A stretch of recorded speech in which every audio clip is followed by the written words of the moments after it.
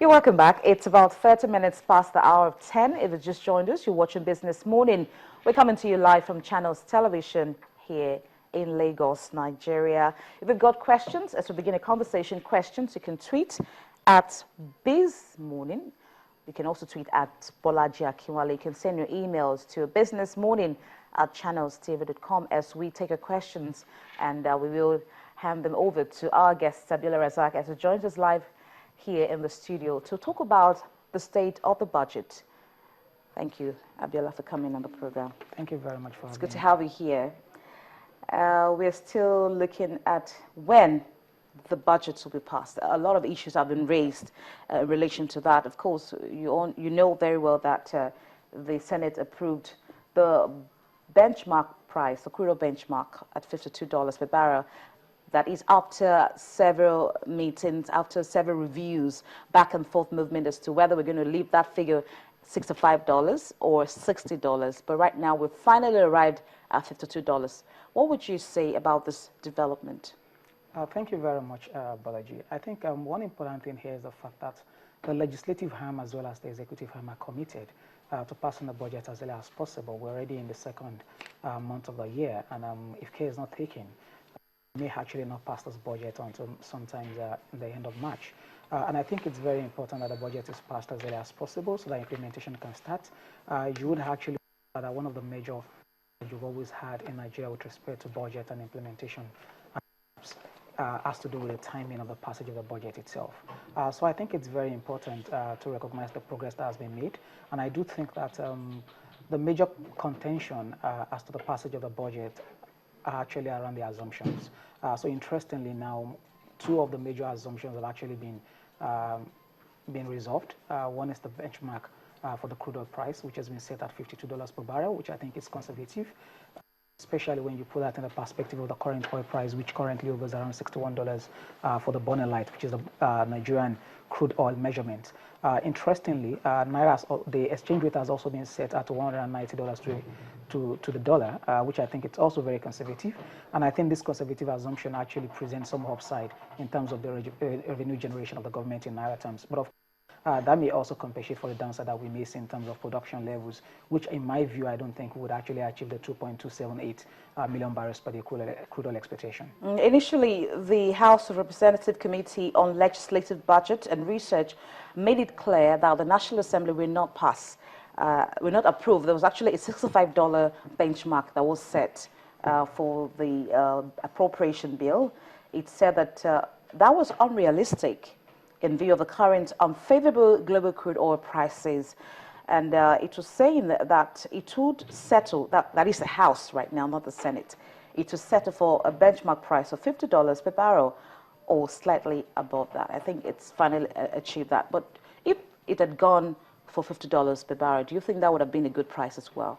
I think the issue of the assumption has to do with how conservative you are. And I think it's very important to actually recognize the fact that the Ministry of Finance have also engaged the National Assembly with respect to its expectation in terms of crude oil price. Remember, at the time when the appropriation bill was submitted to the National Assembly, crude oil price was still about $60 per barrel as at that time, which was why in expectation that there would be some recovery in crude oil price, the Federal Minister of Finance presented $65. However, the Minister of Finance and the Coordinating Minister for the Economy also alluded to the fact that they are also prepared even for further decline in crude oil price to as low as $45 per barrel, which of course was the basis for some of the scenario analysis that was actually done by the Federal Minister of Finance. And I think it's very important to also mention at this point that I think the $52 per barrel benchmark that has been set is a welcome development. I personally think that is conservative enough. I do think that $50 per barrel would be more of being over-conservative. And the reason why I say that is because I do expect some recovery in crude oil price in the second half of the year, particularly that the major weakness that we've seen in crude oil price has been relatively on the back of the political tussle between the OPEC members, particularly Saudi Arabia, which wants to maintain its market share in terms of supplies to the market, and of course the US production levels have also risen in recent times. So I do think that in the second half of the year we may begin to see some recovery in crude oil price, especially that most of the refineries in the US and the Asia that are currently going through turnaround maintenance now would begin to increase the demand for crude in the second half of the year when they must have completed their turnaround maintenance. Interestingly, the Minister for Oil in Saudi Arabia also mentioned 2 days ago that they're beginning to see increase in demand.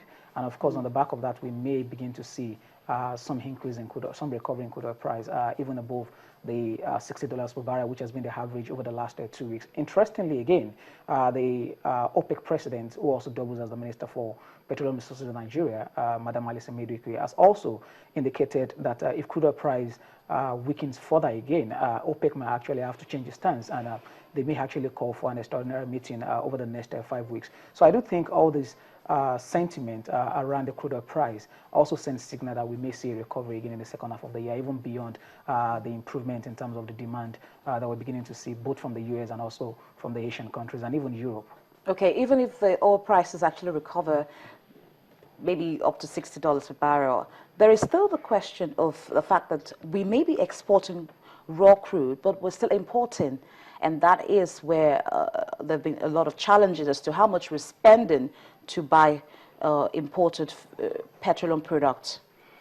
I think one thing we need to appreciate here is the fact that an increase in crude oil price has missed impact on Nigerian government revenue and expenditure, especially that we haven't still fully privatized or liberalized the downstream oil and gas sector. And the reason why I mention that is because you would actually notice that subsidy payment on petroleum products, particularly PMS, has actually increased over the last 2 months, largely because of the recovery in crude oil price. Yes, it's good for the government in terms of revenue generation because we have more dollars and more naira to spend whenever oil price recovers. However, there's also the downside impact in terms of increase in the subsidy that the government needs to pay, especially now that petroleum PMS prices have actually been reduced to $87 naira to a liter, as against the 97 naira to a liter that we used to have before that reduction about 6 weeks ago. So I think it's very important to recognize that missed impact on the Nigerian government revenue and expenditure, as it were. But I think one important thing here is the fact that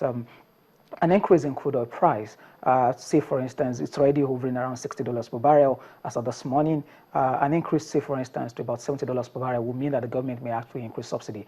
And what that means in reality, especially when you look at the budget that has actually been passed, the National Assembly has actually recommended a reduction in subsidy for PMS from 200 billion that was budgeted earlier by the Ministry of Finance to just about 100 billion naira. So an increase in crude oil price apparently would increase the landing cost of a PMS to Nigeria, and of course that means further subsidy payment. Unfortunately, once subsidy allocations have been reduced to 100 billion naira when this is eventually signed into the budget, when the appropriation bill is eventually signed into a budget, the implication is that we may actually see an increase again in PMS prices from 87 naira, maybe back to 97 naira, so as to cushion the impact of the subsidy payments of the government, especially that the government won't be able to spend anything outside whatever has been allocated to subsidy payment later in the year. So I do think in the second half of the year, particularly after elections, we may see PMS price again going back to 97 naira per litre, as against the 87 naira per litre that we currently pay now at the filling stations. So if oil prices actually rise, we would see an increase in amount we're paying for fuel.